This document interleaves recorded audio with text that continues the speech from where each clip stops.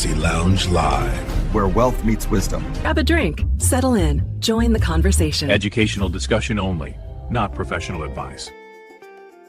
We're going to get started with some of these icebreakers. But first, I want all of the women to introduce themselves, your name, what you do, your title, real quick, within 30 seconds. You already know who I am. So we're going to go next. Nanette. Hello, my name is Nanette. I'm doing last name is Hedrick. I am a corporate pilot for contract. Leslie. Hi, my name is Leslie Brush. I'm the owner and lead inspector for RCI Professional Inspections. We perform home and commercial inspections for Houston and surrounding areas. Dr. Whitney. I'm Dr. Whitney West. I'm in Madison, Alabama. I'm a board-certified obstetrician and gynecologist and a fellowship-trained integrative medicine practitioner. Hey, my name is Lakeitha. I go by the name Key. I'm a plumbing apprentice located in New York City. I'm a mom of 2 sons. Fun fact about me, I love to laugh and explore different hairstyles. And last but definitely not least, Amanda. Hi, my name is Amanda Baum. I'm with Superior Renovations and Construction. I'm our Director of Operations and Lead Generation. And this is my first year with the company. So feel free to ask any questions, connect with the young ladies, and thank y'all for being here. So we're going to jump right on in. So ladies, what's something that makes you feel confident and powerful as a woman? Amanda? I would say when I challenge myself and I do things that I have no idea, I've never done it before, or maybe I've done it before, but I've never been good at it, but I try again. I would say resilience. Being able to overcome obstacles with tenacity in my life has made me proud of my own individual journey, going through the trials, ups, downs, and a bunch of no's and yeses. Dr. West? I kind of feel like Key. I said I was going to say something related to her, what she just said, but I would say whatever I put my mind to, I accomplish. So I'm proud of the challenges that I've gone through over the course of my career. I've learned how to pivot when things happened that required a change. I was willing to make the change and do something different. I love that. All right, Leslie. Yeah, what makes me feel confident and powerful as a woman, just because I have the mindset that there's nothing about me that makes me less capable. I can pursue anything I truly want and make it a reality, like Dr. West kind of saying, and also surrounding myself with confident, strong women who help uplift each other, kind of like this podcast. It helps reinforce that for sure. And last but definitely not least, Nanette. I agree with so many of those things that y'all ladies have just said in my life as well. That for me personally, something that really makes me feel confident and powerful as a woman is physical fitness and athleticism. I've been an athlete my whole life, and I think it's something that takes people aback a little bit when they see that I can physically do things that they don't think I can do when they first look at me. I love that. All those answers were so amazing. So something else I want to ask you, who is a woman that you have been inspired by? It can be a family member. It can be someone that you're not directly related to. Who's someone that you think of when you think of a woman that inspired you? Nanette, since I already have you on there. Oh, man. This is one where I struggled to answer this one when thinking about it. I could say in my profession as a pilot, Amelia Earhart. That's really easy go-to. I'm going to stick with that. She was breaking glass ceilings before that was a thing because she had a passion for aviation, not for any other purpose than that, not to prove that a woman could do it or anything. That's basically how I am with aviation as well. I just love airplanes. I love it. Amanda? I would say it'd be my grandma. She was a firefighter for Houston 1. She was one of 2 women in the whole group, and it's just amazing. The way my whole life, she was an EMT, a nurse. She has always been in a male-dominated field. There's a number of women that I can think of. You have the classics like Harriet Tubman, Cleopatra, Madam CJ Walker, because of my interest in the beauty field. I would say, as a newer generation, though, around this time, I would think about how myself I could contribute to growing innovations, acknowledgments, and how I can honor those who paved the way before me. So with that in mind, with this new age and time, I also think about someone like Rihanna. Yeah. Inclusivity with her brand. There wasn't so many makeup lines that included various shades. So that's important, representation, the way she had that role out. I appreciated that. I love that. All right, Dr. West. There's a running joke with a friend of mine where I say I have a celebrity crush, right? It's Michelle Obama. I have not been able to see her when she's come through like the book tour and that kind of thing. So I'm literally like a little stalker. Yeah, she buckled a lot of barriers. All right, last but not least, Leslie. Yeah, I kind of have a recent one. I recently watched a documentary on Dr. Jane Goodall. She was a world-renowned scientist and her groundbreaking work with chimpanzees, and she actually just passed away in October last year. But watching that documentary and learning so much about what she went through as a woman in her field in the 1960s, just groundbreaking. She was told that not only does she not belong in the field or the jungle, but she should be a secretary. And to live such a long life and have done so much groundbreaking work for women and in her field with such humility is just really inspiring. I love that.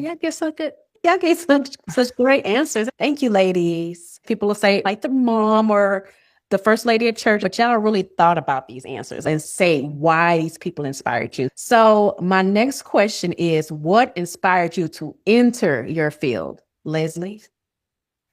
Okay.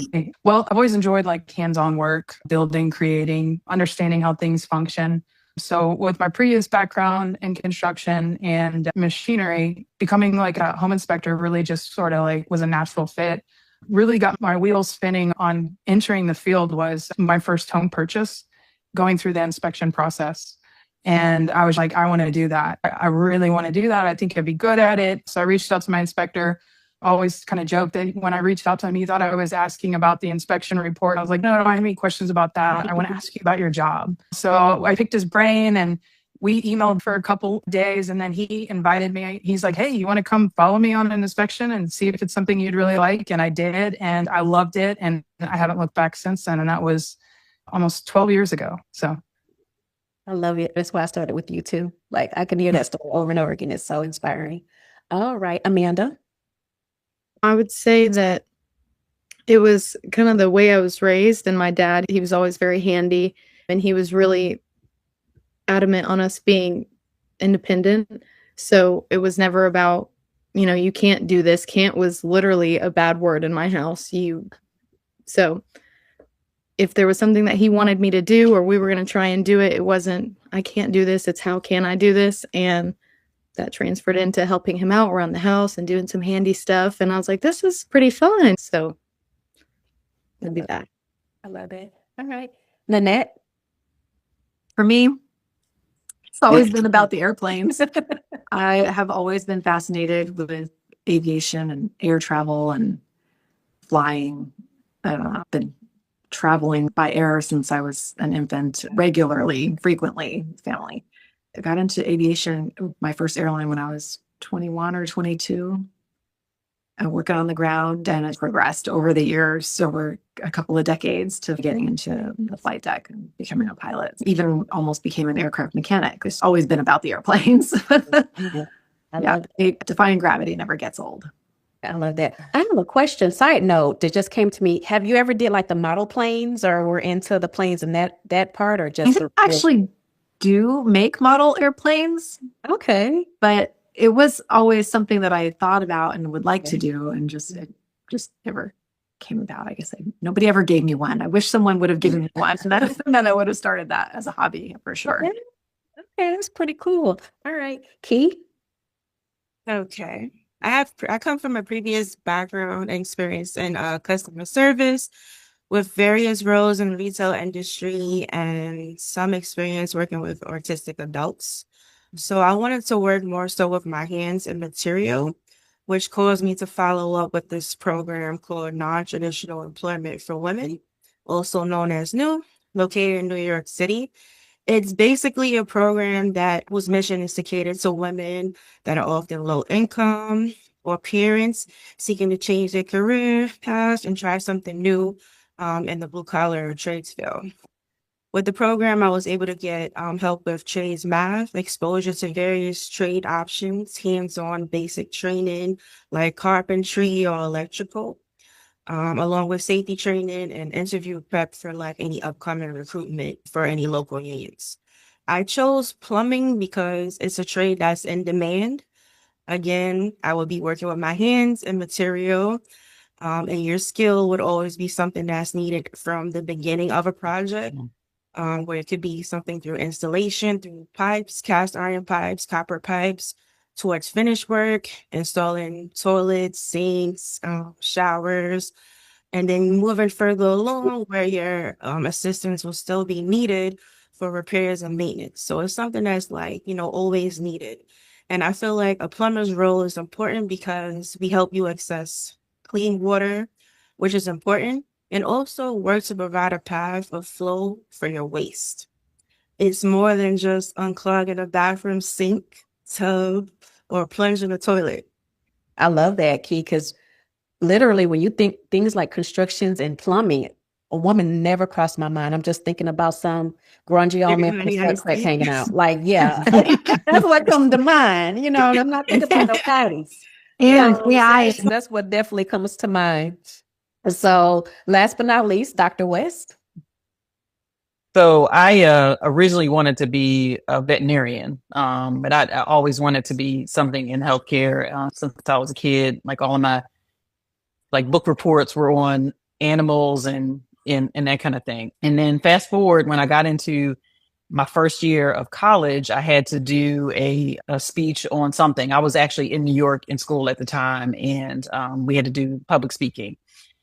So I picked the homeless, and another classmate picked, was it animal rights or something like that? It was like the mice being, killed for makeup research or something like that. And the outrage that happened during, after the mine versus the other person doing the animal rights was so skewed. And they were just devastated by the mice being killed with research. And they had no compassion for the people on the street, living on the streets of New York. And it was actually at that moment that I decided that people needed me more than animals did. And then move forward into medical school. And then I thought I wanted to be a pediatrician. And then I did a rotation at a clinic, and I said, no, I can't do pediatrics.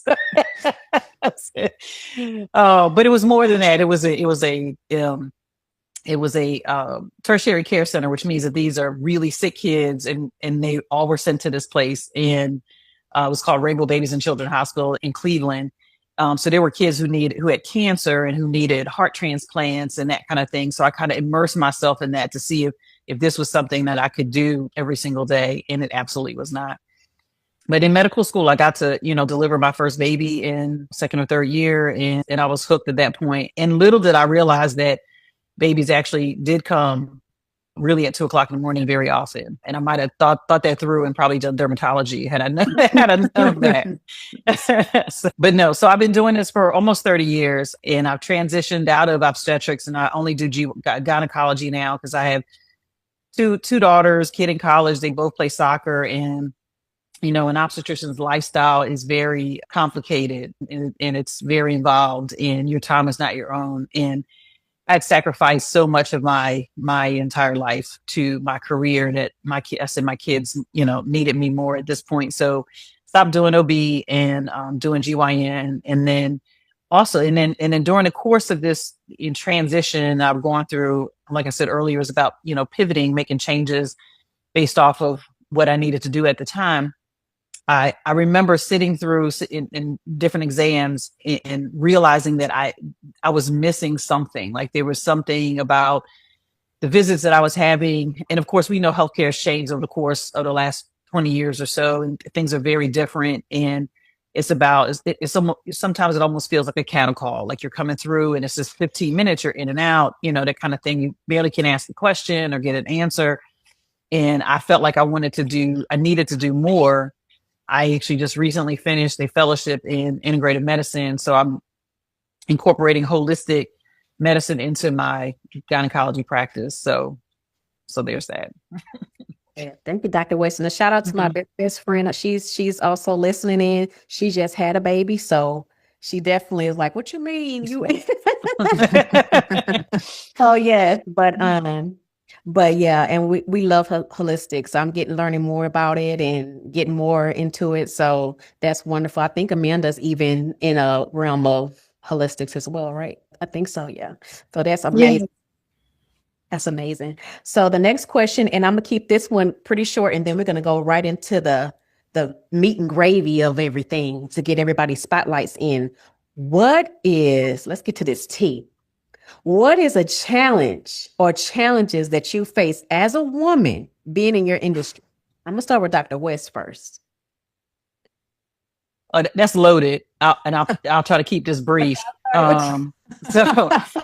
So not only am I a woman, but I'm also African American, and I also live in Alabama. And for those of you who, you guys are in Texas, I think most of you guys one's in New York. I'm originally from Philadelphia, so it was a transition from being a Northerner to the South. So that's add another thing on top of the list that I just gave you. So when I came here, it was a culture shock. There were the one thing that they kept saying to me was that's not how we do things. I don't understand what you're saying. That's not how we do things here. And disrespect has been paramount throughout my entire career, just as a woman. And I look younger than I actually am. So there's this question of do I even know what I'm talking about kind of thing. So, but disrespect because it's a male dominated, it had been up until probably recently, male dominated field. And then I'm coming to an area where there aren't a lot of Black women. There aren't a lot of Black women physicians, and there was only one Black OBGYN in the city when I came to town 25 years ago. So all of that was a challenge, but the nurses challenging orders and questioning judgment. And I'm going to tell you, it is unfortunate because it has only become more pervasive over the years because and this is not to offend anyone who's listening or watching or whatever, but a lot of younger people, and I'm going to say, I think y'all call yourself Gen Z or whatever, Gen Z now, actually question a lot of things without respecting the authority of an elder, right? So somebody who's been in it, doing it longer than you, who has a lot to offer and share regarding whatever the situation is. But there are a lot of questions and challenges and based off of not knowing enough, right? Not knowing enough. And the absolute disrespect that happens all the time from patients to other doctors to nurses. It's really unfortunate and exhausting, really. Yes.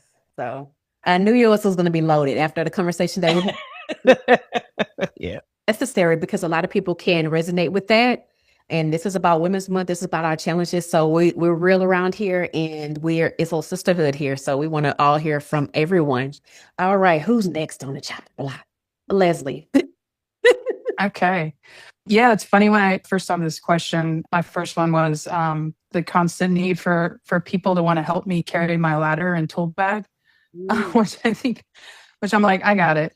But I also have male employees and they never get offered that. But yeah, really one of the biggest challenges is overcoming assumptions. A lot of times with like contractors, especially the experts in their field, and even some of my own industry, they usually initially question my expertise. And I found that I a lot of times have to work a little bit harder to help establish that credibility. I kind of just approach that by just staying confident and then letting my knowledge kind of come through. But on the flip side of that question, one challenge I don't have is waiting in line to use the women's restroom at like an inspector conference. There is always a long line for the men's room, and none for the women. And I have to admit, I kind of enjoy that.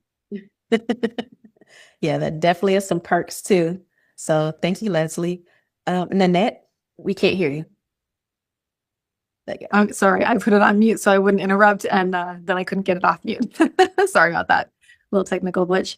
So for me, it would have to be that women are typically seen in more nurturing roles, especially in aviation, and I get mistaken for a flight attendant or not a pilot, anything other than a pilot. So yeah, walking into a terminal. So I fly private, corporate. So we're not flying in your commercial space that you picture an airport, but a small private airport terminal, and come in to either pay for the fuel or ask for anything for the airplane because we don't have a flight attendant. The pilots take care of any of the needs for the passengers, ice and things like that. But even by those employees, I'm often mistaken for a flight attendant rather than a pilot. Yeah, and then even our passengers, once in a while, if it's not one of our regular passengers that owns the airplane, if it's a charter or something, say, then likewise they're surprised when I get up into the front. So yeah, I mean, we're still breaking barriers. I see it all the time. So that's wonderful. That's wonderful to hear, Annette, that you're doing your thing. All right, Key. All right. For me, my experience being a woman in this industry, I would say that there are some people that are progressive in thinking. However, there are some that still have antiquated ways that may not be so subtle in expressing that they don't feel or believe that you have a place in your role in the industry. It's a male dominant field. You would see, like, particularly like many job sites, you won't see maybe like a couple of women if you're lucky to interact with them, but it's mostly just men that are there. So they don't hide a lot of times, the assumption that you're not strong enough, or it just feel like what are you doing here? Like it's kind of like that. So I was lucky enough to come across some women that are a part of different trades. And this past weekend, I went to Baltimore for a tradeswoman meetup. And it was such a great time to just experience, to see that, there's so many different women that are in the field that have like experiences that can give you advice on like how to handle certain situations like that.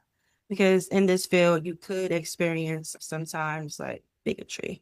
Yeah, listen, we're doing it and we're making a name for ourselves. So I love that. That's really good, Key. Last but not least, Amanda. I think there's like a main three.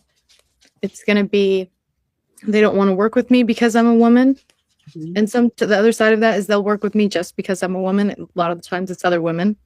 They want to tell me how to do my job because they want to mansplain it. Mm-hmm. Or I get this probably every single time I go out. Are you his wife or are you his daughter? I am always related to somebody who's there or the owner. Even if there's no one else there, they ask me if I'm the owner's daughter. Yeah. Yes. Yeah. It's just like, come on, guys, get with the times. But that's what this podcast is about. It's about women doing things, breaking barriers. And hey, we are here and we're doing the things. We can do it. We can do it too.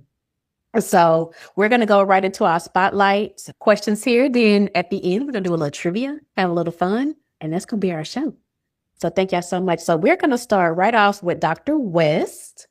So Dr. West, what women's health topic isn't talked about enough? So I think as of this moment, it's menopause. We're going to have in the next, I believe about a year, 2030, there'll be over 60 million women who are going to be approaching or going through menopause at that time. And it's just in the US, about 60 million. And the patients that I see now have been in practices where they've had docs that have discussed nothing with them, like absolutely nothing. So they go through, their pregnancies, they've had a couple kids, and they may or may not have followed up after their last kid for like their pap smears and stuff like that. But now they're approaching perimenopause and they're having all these symptoms, and their family doctor is sending them to 10 different doctors to try to figure out what's wrong with them when it's actually really related to menopause. And if they had seen their gynecologist, they might have known that. But the problem that I see with that is that, one, the education in medical school and during residency is minimal. It's not robust at all. Even after all the things that we've learned in the last 25 years in menopause, there should be more emphasis placed on the education and the training, because the docs that are out now, and I told you, I did this 30 years ago. Like I've been out of med school for 30 years next year. And I remember that there was very minimal to none in my class. And I think the residents coming out now are learning less, even though there's more information. So what I've learned is on the job training. Like I have made myself go back and learn, because I'm menopausal. I mean, this is information that I need for myself. I have friends, my mom, my sister, that kind of thing. So I'm going to figure this out because I have family that's going through all of this now. So I've learned all that I've learned in my years post training. And there are a lot of docs who don't want to do that. They don't want to learn nothing else because they've done all the testing and they've done everything. And their focus has been obstetrics for so many years. And this is just an aside, right? So, and I think it is one more thing that is a disservice to women, because we should not be told that gaslit, that we're crazy or whatever, because it is truly hormonal. There are hormonal changes that are going on that's causing all of these things to happen, and we can fix it. It can be managed. So I love that. I feel like you're talking to me a little bit, because sometimes I'm going through the change and I'm like young, but I'm going to be 42 this year. So I'm in that middle part, but I still get a monthly situation. Yeah. Like, I don't know what's going on. Then my mom, she in her 60s, she had to get forced into menopause. She was at a stage where they had to get a surgery to force her to menopause. I'm like, I don't want to have to do that. Because then it's just, I said, I want it to take its course. But yeah, that conversation is just something that you don't, and she wouldn't be able to tell me what to expect because her journey was different. So eventually we all have to go through it. I mean, our younger generation is on the phone. I was like, she ain't talking to me. Eventually she will. Right. Well, if you live long enough, right, you live long enough, then you absolutely, every woman will have to go through this. Yes. So that's you will not get out of this alive. Like you will have to go through this. So which I wouldn't change. But yeah, so that's would be my question is, when you're pairing, is it where you have the hot flashes but you still have the cycle, or what exactly? Because I know that's when you're full-fledged. Yeah. So the term peri means around the time of. Okay. So it's the period, it's the time frame prior to you being called menopausal, which only means textbook term is you've not had a period for 12 months straight. Okay. That's it. Now, there are a lot of caveats to that, because people who have had hysterectomies don't have a period. So we don't, so all of that's there's an art to medicine and there's science, right? So we have to merge the two to kind of manage the patient. So we have to look at them individually. But the textbook answer is yes to the question you just asked. Perimenopause is when people are still having a cycle, and it may not be regular, it may be irregular. But they're also having some other symptoms that could be related to being menopausal. So that means the fluctuation of your hormones causes these things to happen, but you haven't gone to the point where your ovary has stopped making hormone altogether. Right. And that the unfortunate thing is that time frame before you actually are called menopausal can last 7 to 10 years. So you could be being symptomatic and having this irregular cycle for almost a decade before you actually stop having a cycle. And in And everybody's symptoms are different. Everybody doesn't get hot flashes or night sweats. They get other things. And I'm telling you, the list for symptoms is about 100 things long. Yeah. So Yeah, because it's weird. Some of it's weird stuff. Like it's weird. Like the bottom of the feet get hot. There's a little tingle on your shoulder. People get frozen shoulder. I mean, just get migraines and all kinds of stuff. It's just the list goes on. And what happens is women go to their primary care doctor because they're having what seems like, oh, this might be arthritis or whatever. But when you ask them the questions and you put all the symptoms together, I could answer and say, you know what, this all could be related to, being menopausal. But the primary care doctor is sending them to ortho for their joint pain. They're sending to neurology for their migraines. They're sending, so they're going to see 10 different doctors and they got 5 different medications. And, you need to see psychiatry because your attitude is terrible. It's not just, I mean, it's just, it really, I have had people come to me on 5 or 6 different medications. And I'm like, we can stop all of those. Like, you don't need any of them. I love it. And that's why I love holistic doctors, because they're on something else. So that's great, because I was like, I could look at a sandwich and I feel like I gained 5 pounds. What's that about? Versus being active and always petite, to now I have to go to the gym, or I have to not eat after a certain time. Otherwise I'm gonna be a blimp. I say, oh no, that's not it. Well, so I'm gonna just tell you this: the whole perimenopausal and menopausal thing it also includes nutrition, metabolism, and that kind of thing. So estrogen affects our bodies in 400 different functions, right? So for perimenopausal women, women over 40, just say women over 40, the kind of exercise you do has to change. What you eat and how much also has to change. And so we need to do less cardio, more strength training.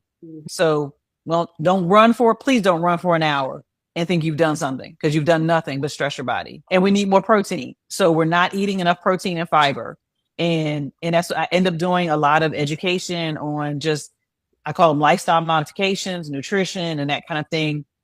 But in general, if we talk about menopause, then we actually have to talk about those other things too, because our bodies are very different after 40 than they are in our 20s. You cannot live the same way you were living at 40 that you did when you were 20. You can't do it. Yeah, that's true. And that rolls right into the next question. My next question was, what should women do proactively for their health? And we kind of those are two. But I think the really big thing for a lot of women, because again, most of us have said up here that we're in male dominated fields, and there's the disrespect and all that kind of stuff. So that also leads into stress, right? So how stressful is our lifestyle because of the chosen field that we're in on a regular basis? Like, how much trauma are we going through just doing the job that we love, right?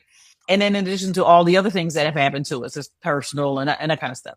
So one thing that I really want women to do in general is stop using the words, I'm gonna manage this stress. Manage it. Don't manage it. You eliminate the stress that you do not need. And then we repurpose the negative energy, right? We're going to do something else with that. So we don't hold on to it. We don't push it down. We don't compartmentalize, because women we don't do that very well. We do not compartmentalize very well.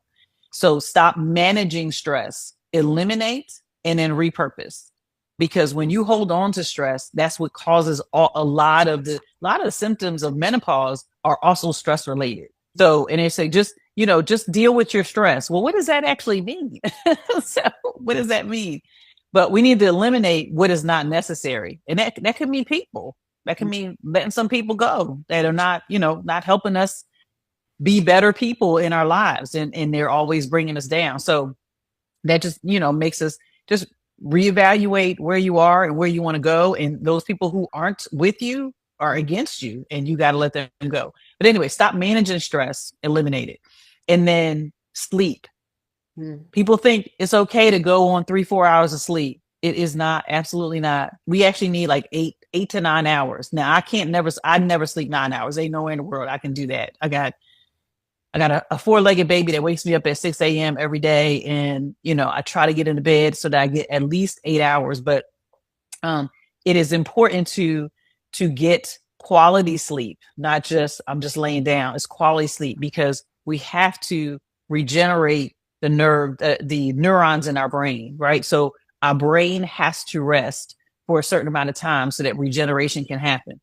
And if you don't do that, like you're sleeping 3-4 hours, then that adds to the physical stress on our bodies, but then it also affects our brain function and cognition. That is absolutely important. Those two things are what women do not do on a regular basis because we're too busy taking care of everybody else.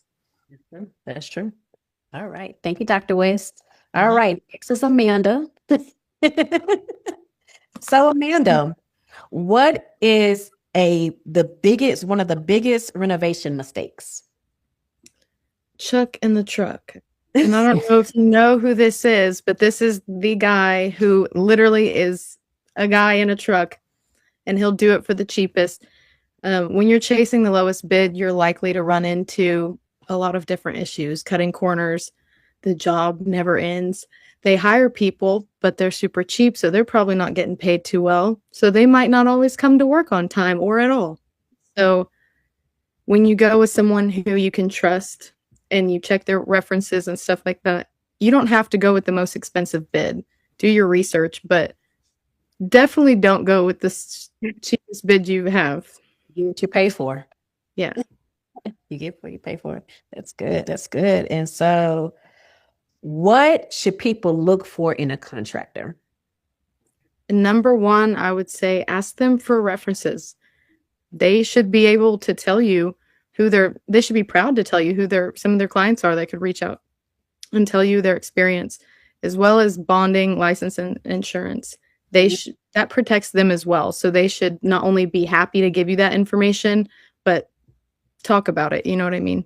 Yeah, that's for sure. And something that one contractor told me, a roofing contractor that told me that I never really thought about is making sure that all the workers have background checks, because some people just kind of hire anybody and you don't know who you're letting in your house. And I never really thought about that. It's just like, okay, if it's a reputable company, if they're licensed and bonded, I'm not really worried about it. And he had some stories of some people that he knew that wasn't background checked, some other colleagues trying to save a couple bucks. And I was like, yeah, no, you can't have that, especially if you're like a single woman or something like that. So we got to protect ourselves. So that's really, really good. Thank you, man. Yes. Okay, next is Key. Key, what is one of the biggest surprises in plumbing? One of the biggest surprises that I've faced Mm-hmm. as an apprentice would be that you're told that throughout your apprenticeship, you're like guaranteed to work. However, the length of the work that you get can vary. If you're assigned to like a small shop, they may have like a small contract. It can be a quick ending to the job that you're doing. So you get started with something and then you complete it and then it's like, that's it. Or you may get like this random layoff that could be weather related. Like we just had the snowstorm or the blizzard, and this is layoffs or time off of work without pay. So it's not like traditional, PTO and all this other stuff. You kind of don't really get that as much. So that was kind of like a surprise for me. Let me see, anything else? Another thing I would say being an apprentice that was kind of surprising to learn is that, you get assigned journeymen to assist you through your learning progress within the trade. But there are some that get threatened by that. And it's like an underlying competition. So you think that your peers with your class that are also apprentices, but it's kind of like everybody is kind of like competing with each other because the job wants the best person. And you may have someone that's been working at a site for, I don't know, maybe a couple of years. That could be like a third year. And then you just show up and then you're like performing better. And then the next thing you know, that person is gone. So it's like, you got to keep that in mind to like stay in your P's and Q's and always try to like learn as much as you can. But the surprising thing is that you may come across some journeymen that get threatened, that feel that, oh, you might be trying to work to take my job. Like, you're here to replace me. So they won't try to train you as much as they should be training you, which you should learn for the skill. Okay. Awesome. Awesome. So that information that I wouldn't even think about. All right, Key. So what is one maintenance tip that you can use to save money? A maintenance plumbing tip, I would say, would be always to check and address any possible leaks, because something as small as a leak under your sink can develop to a big problem, which can ruin your drywall, your subfloor, can lead to a cave-in, or mold, which can lead to unwanted serious health problems. So when you see it, you want to address it as soon as possible, which can also lead to, if you have like a running toilet, it can increase your water bill as well. So that's something that's so small, you know, a little drip, drip here and there, but you gotta pay attention. That's actually very interesting. And a question with that is two questions. So I have one question, the bricks that's in the toilet that people put in the toilet bowl to kind of, does that even really do anything, or people just, or is that like a myth? The bricks that people put in a toilet. People think bricks in their toilet. Y'all know what I'm talking about. Now the old school people that put the bricks in their in the thing inside the toilet, like the top tank. The top They tank. do it, I think, to conserve water, so it takes You know less what? I'm in space. first year. I ain't get there yet. I don't know about that. I haven't heard of that before, but I probably will hear of it. I haven't heard about that before. Yes, I keep my snake in my bathroom on lock. So yes, most definitely. Thank you, Key. Leslie. So Leslie, Yes. what is one of the most shocking inspections you've done? So, are you talking about just like a particular inspection or some of the things I see? Yeah, either or. Yeah, some of the things I see. So I actually get asked this question a lot. And I understand because I see a lot. And it's kind of interesting because as a home inspector, I feel like I'm usually shocked by things that most people aren't, which is like construction, craftsmanship, like chuck in the truck kind of work. Seeing that DIY repairs, you'd be surprised what people think they can repair on their own. But that's not really like shocking to everyone. So I think for most, it's like, it's actually unexpected guests in a house. And there's a couple different situations I've had. One a couple years ago. So I go into homes all the time that are vacant or occupied. A lot of them are vacant. And you have to schedule everything. So everyone knows all parties know you're coming. But I went into this house. It was supposed to be vacant. And I go to unlock the door. And actually there were two unhoused people that they're camped out in there. They had gained access through an unlocked window. So it was a complete surprise for me, for them. And then also the seller, who had no idea that people basically were squatting in their house. So that was a real shocking moment. And those kind of situations can actually be pretty dangerous, but luckily nothing bad happened. But you do have to be mindful of things like that. You're going into random strangers' homes all the time. And although all parties are supposed to be aware, that's not always the case. Not everyone does their job. I think the other kind of more shocking and fun part of the things I find are the critters that I encounter. For me, it's kind of fun, whether it's in an attic, in a crawl space, or sometimes just outside around the home. I've actually started a photo gallery of all the little different critters, from cats, kittens, turtles, snakes, and even an alligator once that was about 5 feet from the house. Wow. So those are shocking things that I run into on home inspections. Oh, wow. We're definitely going to have to have a virtual one-to-one or something so I can see. Keeps you on your toes. Yes. So what are some of the top things buyers should check for? Yeah, so there's a lot of different parts to a home, a lot of moving parts. And most buyers, they really focus on like the cosmetic stuff, maybe where the home's located, the school zone, the pretty countertops, the fancy faucets. And they should focus on that. That is important. If they want to kind of look past that, I always say like the major components. And the first one I think of is a roof, HVAC, also like electrical, plumbing. especially here in Houston, our HVAC is critical, especially with the AC. Like we use it constantly. And then structural issues. So these areas can have problems, can be really costly if they're not caught, and can become like major headaches once you've moved into a home. But however, of course, most buyers aren't really educated in knowing what to look for in that. So I think that's why it's just so important to hire a knowledgeable, experienced home inspector that can help you walk you through that and check for those things. And just so you have an idea, I always tell everyone at the end of the day, everything is repairable. It's just a matter of what you want to deal with. Whether you want to use it for negotiating or whether you want to use it to like, I don't want to deal with this and walk away. It's all about knowing beforehand. And then that way you can make an educated decision on whether this is a good investment for you. So. I love that. I love it. Thank you, Leslie.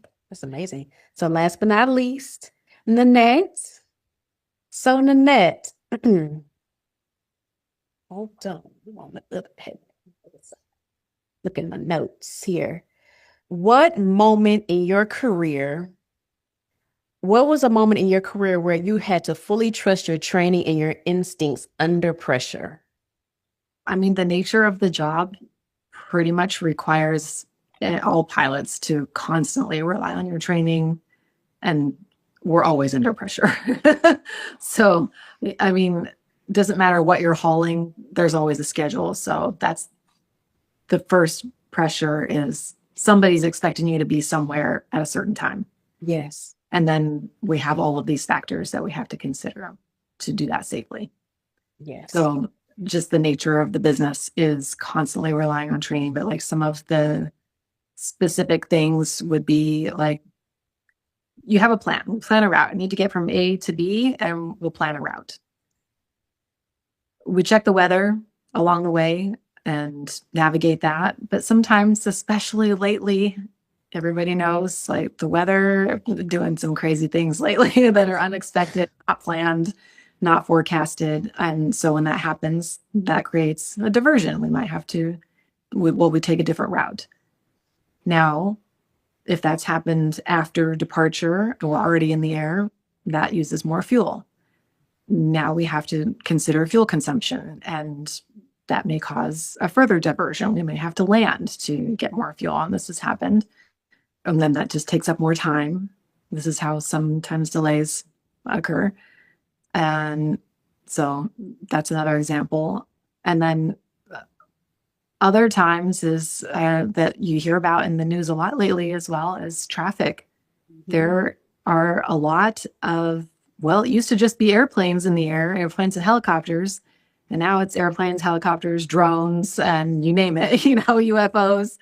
And so that's definitely a constant ongoing stressor that we have to deal with. And we're always monitoring our TCAS, which is traffic collision avoidance system in the aircraft. And then air traffic control is also, that's their whole job, is to help us avoid each other in the air. But it just adds to the fun of the game.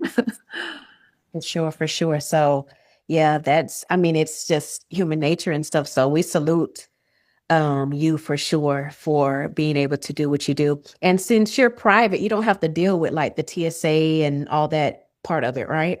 Right. So like airport security, we don't, because we go in and out of private terminals. Okay. It happens more on a very much smaller scale.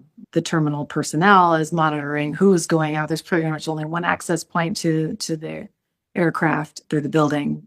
Yeah. For pedestrians anyway. And they're monitoring who's going in and out, and the passengers need to know what aircraft they're going to and show ID. And okay, that makes sense, because I was going to say that could probably add to some delays and moving some things around and stuff too. That's good when you're private like that. So that's another part. It is a nice thing. So I had to take an airline to work today. How was that? That was not fun. I bet. Okay. So what is something that passengers do or don't realize that makes a pilot's job harder and the flight not so easy? So it's hard, even though I come from commercial aviation as a flight attendant and on the ground doing load control and things too. The one for me now that this question really makes me think about is on smaller aircraft, which you will get in the commercial realm as well. If you're flying regional jets, weight and balance on those smaller planes. The smaller the plane, the more critical the weight is and balance of the aircraft and how much weight is going on, which that still happens on airliners as well. That's operations load control. That's who's maintaining that. And they're directing, well, the ramp personnel that's loading the aircraft. They know how to properly load an aircraft for the weight with the given number, the anticipated number of passengers as well. But again, the bigger the plane, a little more forgiving. There's kind of a more general guideline as to how the plane needs to be loaded. And then there's going to be weight maximums, of course, and everything has a weight. They know how much the cargo weighs, the bags, everything. So the smaller the plane, something that happened recently was we planned for 2 passengers on a very small jet, very small light jet, 2 passengers, and it was kind of a long flight. We were going from Austin to Colorado to the middle of Colorado. I'll just say that. And passengers come to the plane. So we were taking full fuel. Again, we want to take as much fuel as we can because we also take into consideration how much is fuel where we're going as well. So we might want to ferry fuel. That means take extra so that we don't have to buy as much when we get there. So we were already filled up for the weight that we anticipated. And there were 2 additional passengers and a lot more cargo than we expected. So these were not 2 small kids that were the additional passengers. There was 2 full-grown young men, 200 pounds apiece. So that would have caused us to be overweight. And so now with our total projected weight that we were going to be carrying, we had to find ways to reduce the weight and get creative. Yeah. So something more to think about on smaller planes too. And you might see it on a commercial, on an airliner as well. If you get on a small regional jet, Delta Connection, that's their regional operators then, and they're going to be those smaller regional jets. And sometimes, especially if there's not very many people on the flight, this doesn't happen very often these days, but if there's only, a handful or 20 people on the plane, the flight attendants may ask some of the passengers to move to different seats because that's where then the balance of the aircraft is going to make a difference because there's not as much weight. Yeah, that makes sense. That makes perfect sense. Thank you so much for that. And for sake of time, I'm going to say thank you. All right, guys. And before we close up, we have trivia. Anybody wants to stick around and do the trivia? It's going to be fun. I'm going to play a little game. But before we close out here for tonight,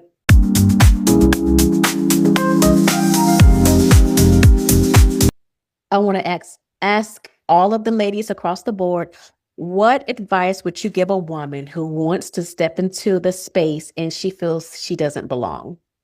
So if she wants to go into one of these male-dominated spaces and she feels like she doesn't belong, what advice would you give to her? I'll start with you first, Nanette.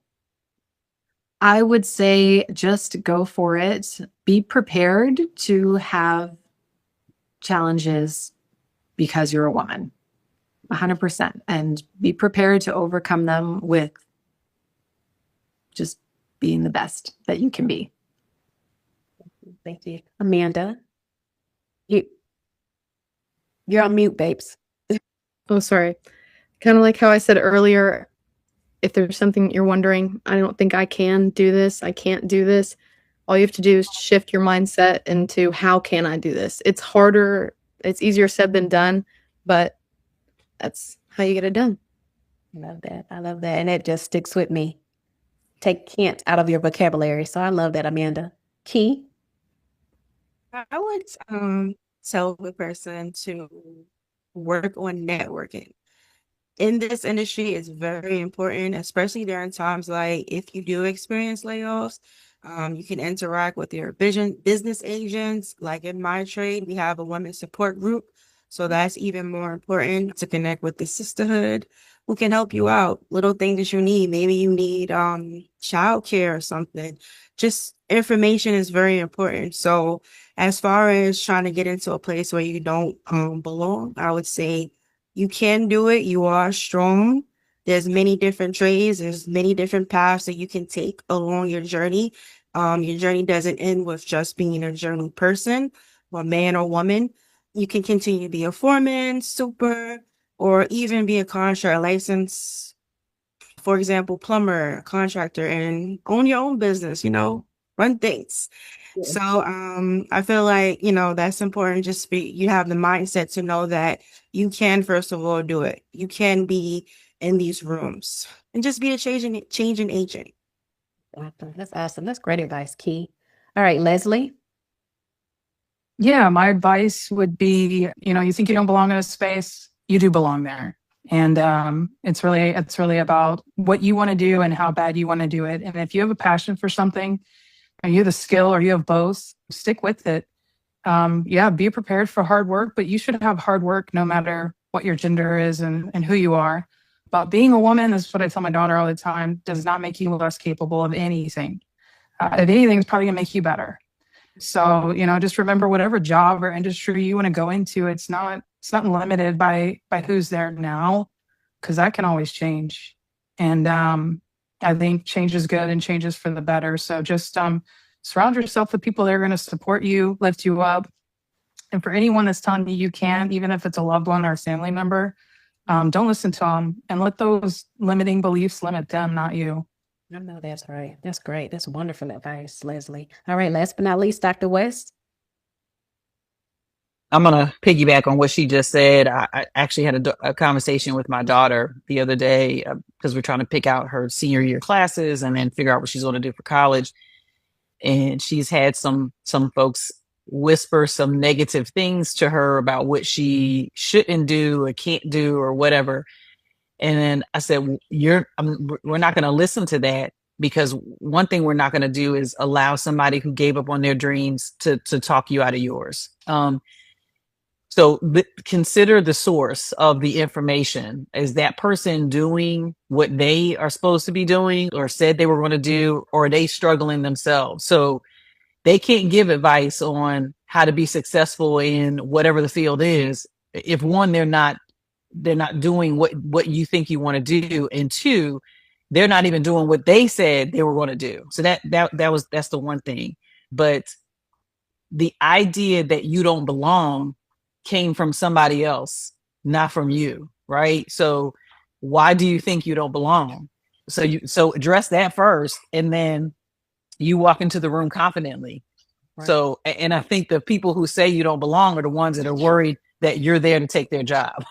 But yeah, I like I said in the beginning, I said, I feel that what makes me confident is that I put my mind to something and I accomplished it, even if I had to pivot and do something different. And I try to instill that in my children. And I always tell any of the students or residents, love what you do and do what you love, and the money will come. So if you're doing what you are meant to do, you're passionate about something that's going to get you up for the next 10 or 20 years, and you do it even if you didn't get paid, then that's where you need to be. Not looking for money or whatever, but do what you love and love what you do, and don't let anybody talk you out of that. Don't let anybody steal your joy. That sounds good. Thank you so much. So that concludes our episode 9, the Women's Month, and all of these lovely ladies. If y'all are interested in connecting with any of these ladies, y'all can go to legacyloungelive.com and fill out the form, and I can connect you to any of these ladies.